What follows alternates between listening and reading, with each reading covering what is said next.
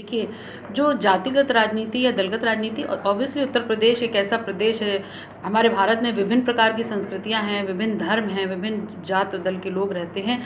तो हमें बिल्कुल आप इसको साधना कह लीजिए या सबको साथ लेके चलना कह दीजिए, आप उसको कुछ भी बोल सकते हैं। हमारा ये मानना है, समाजवादी पार्टी का ये मानना है कि हम प्रत्येक वर्ग को, हर धर्म, हर जात के और हर वर्ग के लोगों को साथ लेके चलेंगे। उसके लिए सबसे मिलना भी है, सबको साथ लेना भी है और सबकी बातें सुनना भी है और सबके लिए ऐसी नीति बनाना है कि सरकार बने तो सब खुश हो।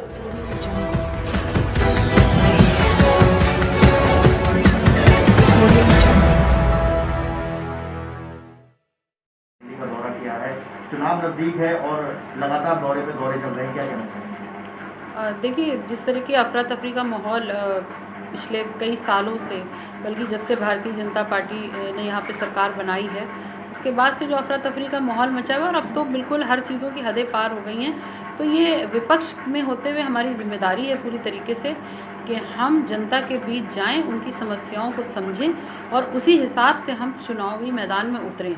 क्योंकि इस वक्त जो वक्त गुजार के पूरा देश आया है, वो एक ऐसा वक्त था जिसकी कल्पना भी किसी ने नहीं की थी और वो सब चीज़ें बार बार दोहराना ठीक नहीं है, क्योंकि सबको मालूम है कि किस बुरे दौर से पूरा देश गुजरा है और प्रदेश गुजरा है।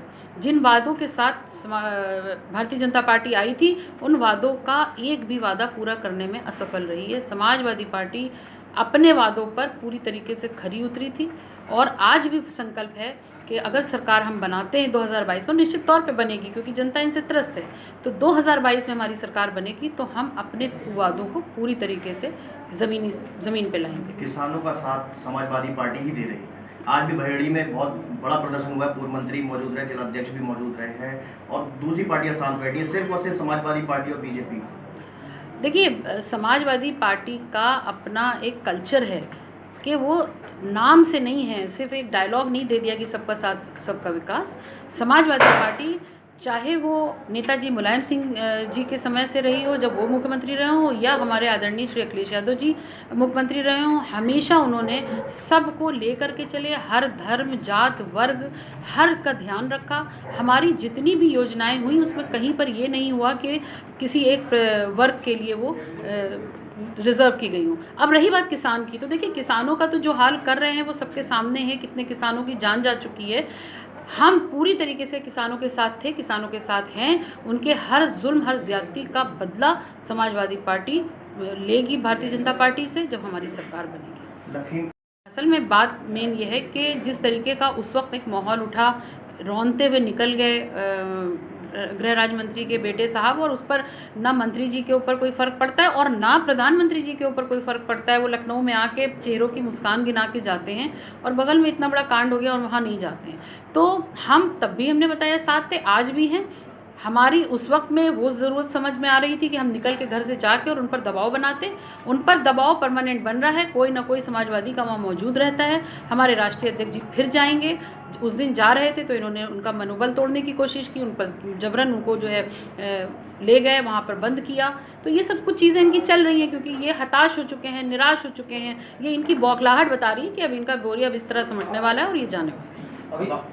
सपा ने आज बरेली में बड़ा प्रदर्शन किया है और चीनी मिल पर कई करोड़ों का बकाया बताया और उधर से पार्टी के नेताओं ने ऐलान भी किया अगर जल्दी इनका भुगतान नहीं कराएगा तो बड़ा प्रदर्शन करेगा। बिल्कुल, देखिए मैं यही तो मैं बोल रही हूँ कि हम समाजवादी हर एक की लड़ाई लड़ रहे हैं। जिन जिन के साथ नाइंसाफ़ी हुई है, जो जो इन लोगों ने त्राहिमाम मचाया है, हम उन सब की लड़ाई लड़ेंगे और कामयाबी मिलेगी जनता को भी प्रदेश की और हमें भी मिलेगी। भाजपा का सीधे सीधे आरोप है कि सपा कांग्रेस सीधे तौर पर कहो तो किसानों को आंदोलन को हाईजैक कर लिया है और उस पर पूरी तरीके से राजनीति खेली जा रही है।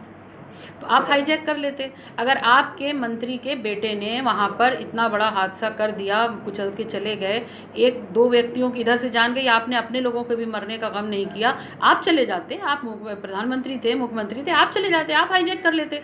आप इसलिए नहीं गए क्योंकि आपको मालूम था कि जनता दौड़ा के आपको खदेड़ देती वहाँ से, इसलिए आप दूसरों पर। हम अपनी जिम्मेदारी निभा रहे हैं। हम जानते हैं कि प्रदेश के क्या हालात हैं, क्या समस्याएं हैं। हम शुरू से उसके पक्ष में हैं कि हर प्रत्येक वर्ग उत्तर प्रदेश में खुशहाल जीवन जिए और उसके लिए ये हाईजैक का इल्ज़ाम लगाएं या किसी जैक का इल्ज़ाम लगाएं, पूरी तरह फेलियर ऑफ बीजेपी गवर्नमेंट है उत्तर प्रदेश में।